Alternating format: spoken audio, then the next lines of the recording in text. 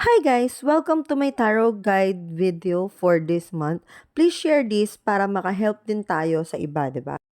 For Aries, kailangan mong palawakin ang iyong income dahil sa dami ng iyong bayarin, magdagdag ng racket o income ang kailangan. Sumuko o mag-resign ay hindi option ngayon. For Taurus, it's time to celebrate your own life, your own pagod, and all your hard work. Kung naghihintay ka ng sign para sa isang desisyon, okay, sige, gawin mo na, deserve mo yan.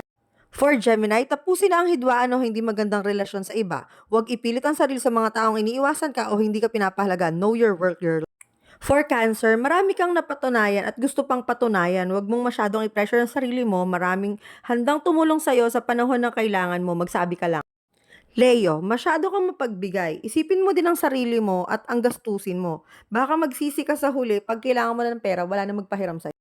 Virgo, sa panahon ngayon ay kailangan mo nang gamitin ang talent mo sa pagdiskarte sa buhay. Gawin ang gusto mo at hindi ka magsisisi, promise. Gawan mo ng paraan ng mga bagay-bagay, hindi yan mali, girl. Maraming susuporta sa'yo at hindi. Syempre, doon ka lang sa susuporta sa'yo. Libra, lahat ng pinaghirapan mo ay magbubunga ng maganda. Huwag kang susuko at ipagpatuloy mo lang. Hindi ka matututo kung hindi ka madadapa. Kaya tibayan mo lang, okay?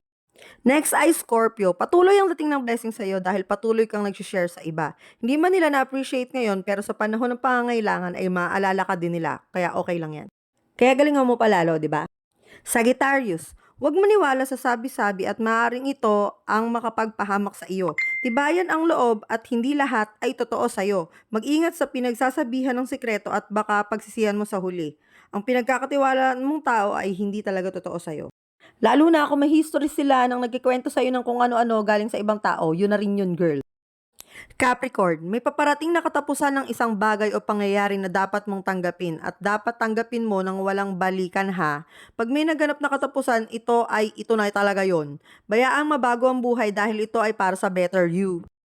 Aquarius, be mature, ihanda mo ang sarili ng maayos ang bawat responsibilidad na binibigay sa'yo dahil ito din ang maghahasa sa'yo para maging mas angat ka at mas blessed ka sa iba.